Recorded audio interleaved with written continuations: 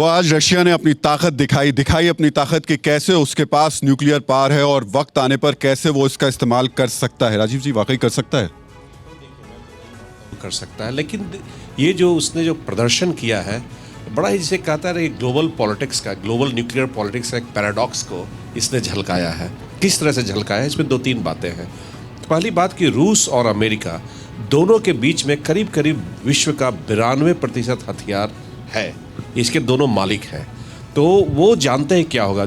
अगर आप शीत युद्ध की तरफ जाएंगे तो हमेशा उस समय अमेरिका की कोशिश रहती थी कि अपने न्यूक्लियर वेपन्स को एक प्रोजेक्ट करें और उनके कन्वेंशनल सुपीरियरिटी को डेटर करें। तो आज के दिन में हम देख रहे हैं कि जो पुतिन है, रूस जो है, जस्ट उल्टे ही खेल खेल रहा है।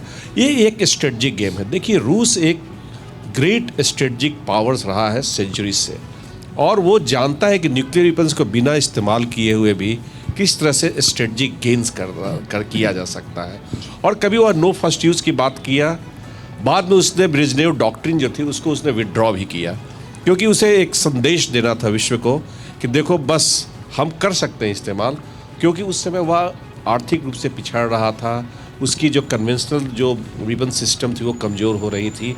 तो अभी वह दबाव की राजनीति देने के लिए, अभी उसका पॉलिटिक्स क्या है, अभी पुतिन की पॉलिटिक्स क्या है, पूरा ट्रूप्स मोबिलाइजेशन जिसे हम कहते हैं कोएर्सिव डिप्लोमेसी, एक कोएर्सिव डिप्लोमेसी को एक तरह से वो अंजाम दे रहा है, और उसमें एक पार्ट न्यूक्लियर वेपन्स भी हो गया है। अभी आज के दिन में देखिए, न्यूक्लियर वेपन्स पर टैबू है, कोई भी देश कुछ भी बोल ले, लेकिन 1945 के बाद किसी ने भी इस्तेमाल नहीं किया, लेकिन हम ये वहाँ भी नहीं किया जब उसे रिटेलिएशन का कोई खतरा भी नहीं। मैं दीपक जी आपके पास आऊँगा, लेकिन जो बात राजीव जी ने कही वो कुछ जानकारी आपको परमाणु हथियारों को लेकर के दे भी देते हैं। और इस वक्त ये विवाद गहरा क्यों रहा है, क्यों कहा जा रहा है कि परमाणु हथियारों का इस्तेमाल हो सकता है, इसकी जानकारी भी आपको होनी चाहिए।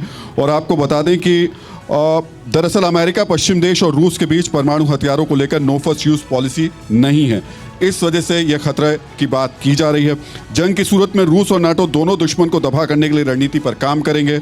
अमेरिका और रूस के 2000 परमाणु वेपन हाई अलर्ट मोड पर हैं। अगर जंग हुई तो अमेरिका और रूस दोनों चाहेंगे कि लड़ाई जल्द खत्म हो, इसके लिए वो न्यूक्लियर वेपन का सहारा लेंगे। ये लॉजिक दिए जा रहे हैं।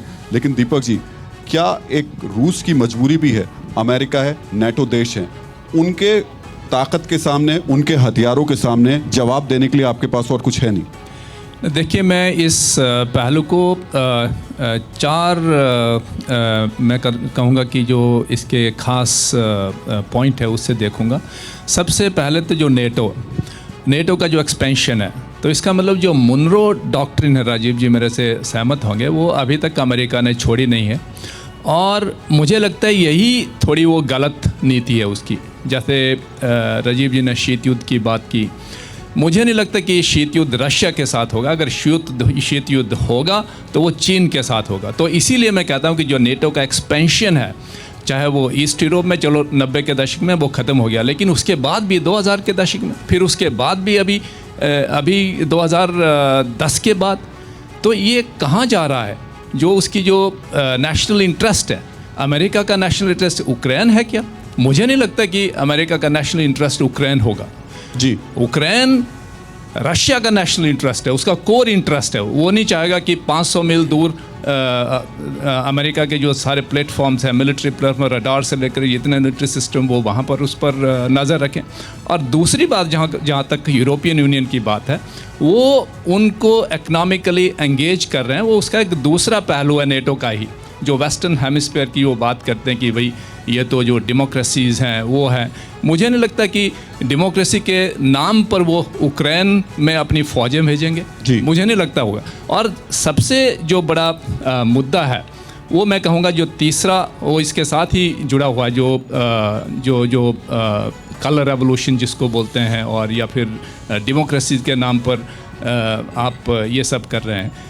मुझे लगता है कि सबसे जो बड़ा अभी जो खतरा अगर अमेरिका को है जी, क्योंकि मैं मानता हूं कि अमेरिका आज का सबसे सुरक्षित देश है, लेकिन इसीलिए वो इस तरह के जो अपनी नीतियां हैं उसको थोड़ा इधर उधर सुरक्षित देश कर है, रहा लेकिन उसके बावजूद जी। मुझे लगता है जो उसकी जो असली जो चैलेंजर बन के आ रहा है वो चीन है। उसको उस पे ध्यान देना चाहिए और रशिया को साथ लेकर के वो चैलेंज को सामना कर सकता है।